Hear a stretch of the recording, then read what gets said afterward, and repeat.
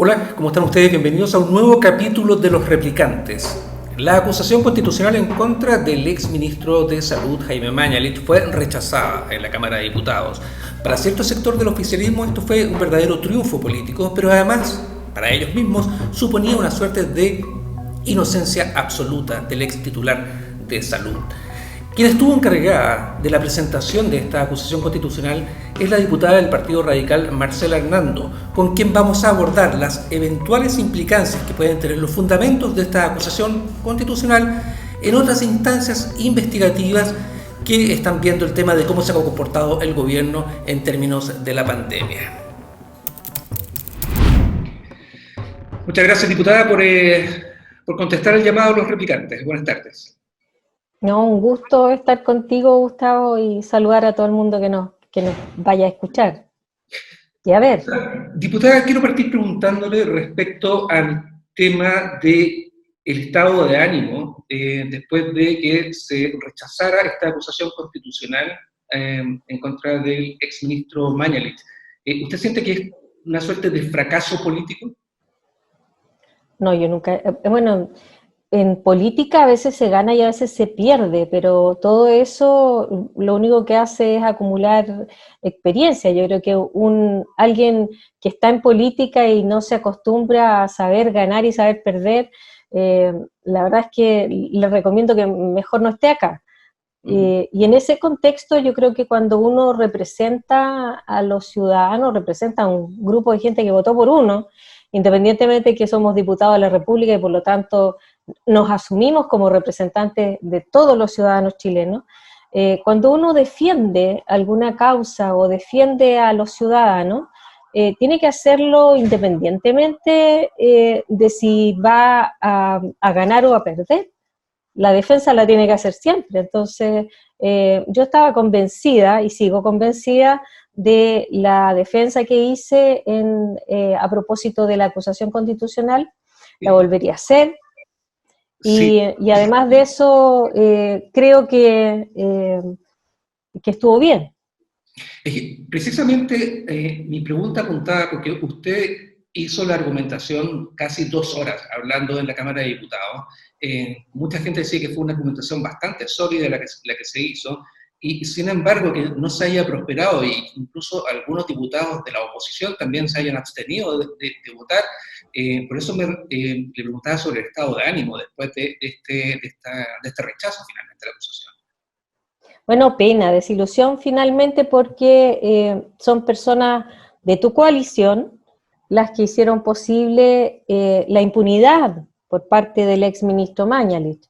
Y eso es doloroso porque si bien es cierto, cuando uno mira los votos a favor y los en contra, no había tanta diferencia, 71-73, pero habían varios que se abstuvieron o no votaron.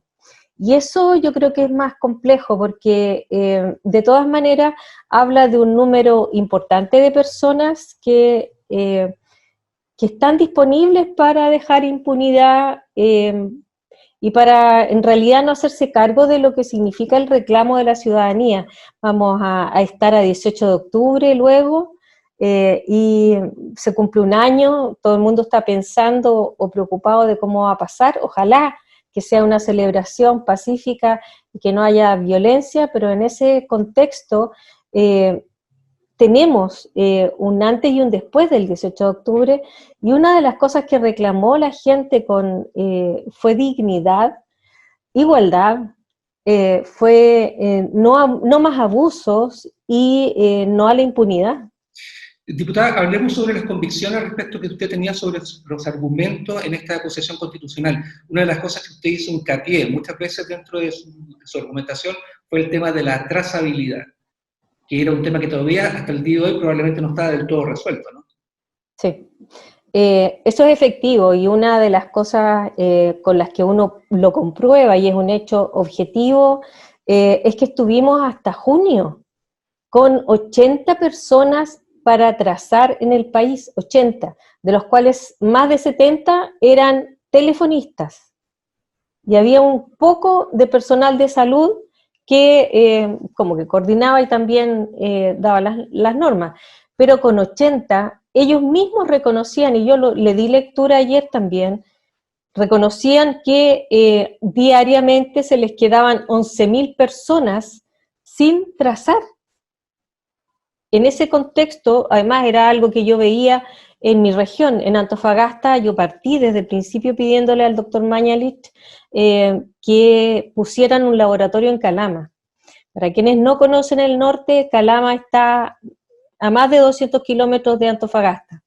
Antofagasta es bastante grande, tiene varios establecimientos además entre atención primaria y el hospital, y todo estaba centralizado en un laboratorio en el Centro Oncológico Norte.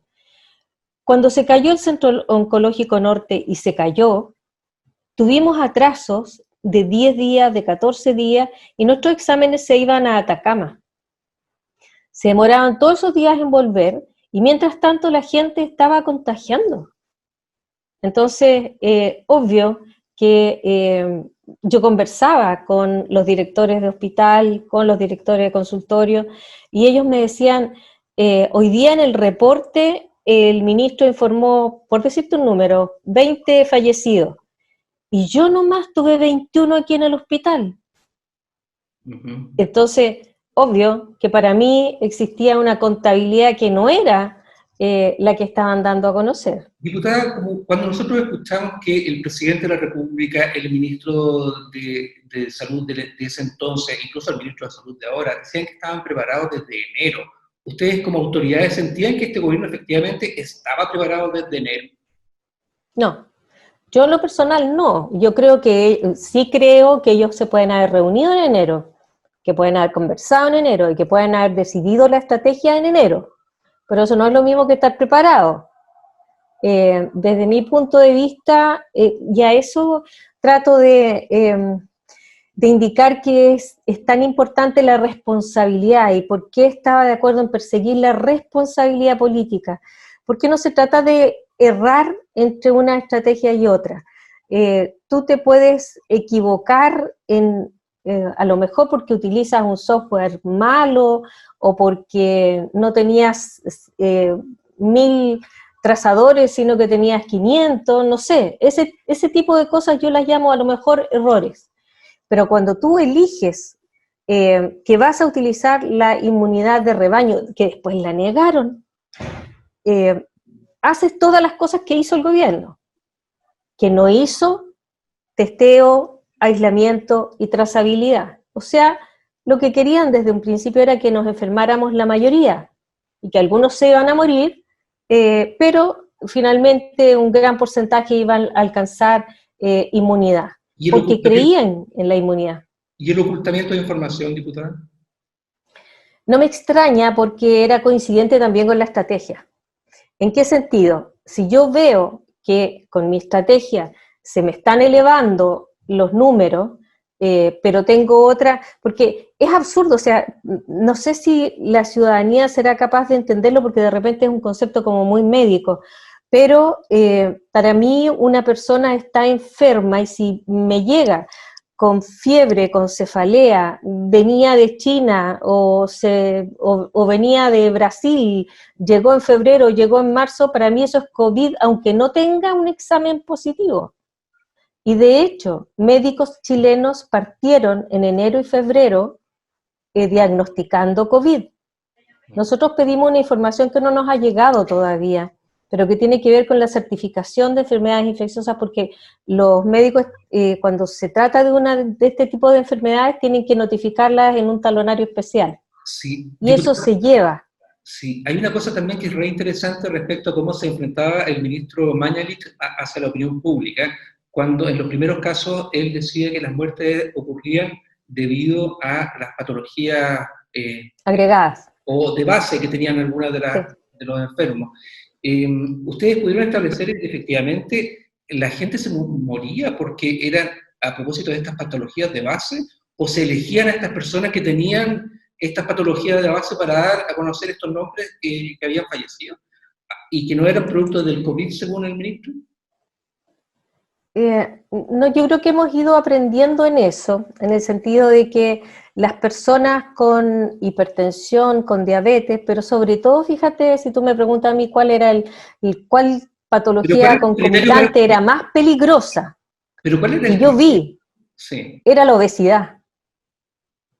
O sea, si tú tenías un hombre joven, pero obeso mórbido, como nosotros lo tuvimos en la UCI de Antofagasta, era más peligroso él y los problemas que tenía él que de alguien diabético o hipertenso. Entonces, no tenía que ver con la edad, sino que tenía que ver en particular con cada persona y también con la dosis infectante. Pero mi pregunta apunta a que si esta gente no se elegían personas con patologías de base para dar a conocer estas muertes y no otras, para no asociarlas al COVID o al COVID.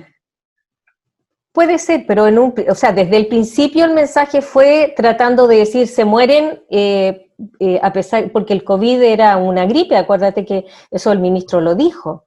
Dijo que se iba a comportar como un resfrío, una gripe, que la mayoría se iban a mejorar y que otros iban a estar más graves.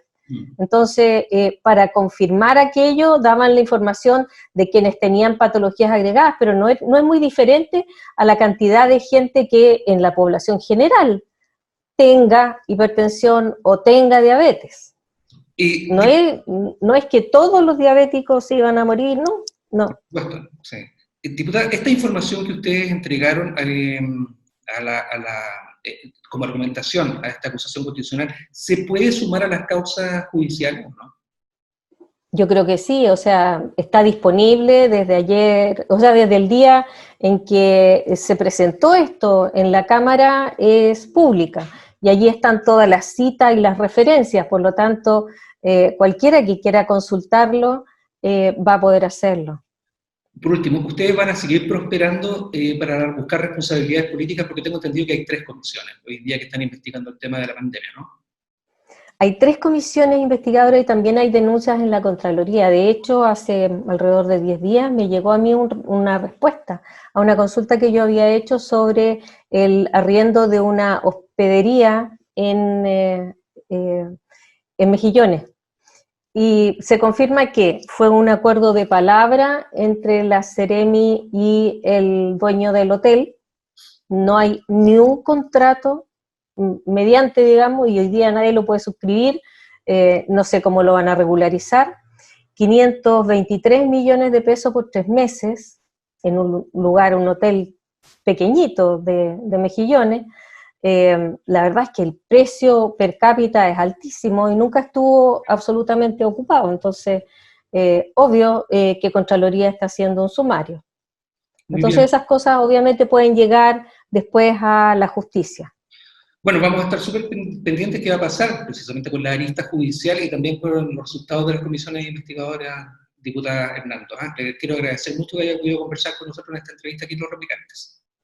Muchas gracias a ti, un gusto conversar contigo. Y probablemente vamos a estar conversando en el futuro. Muchas gracias. Ok.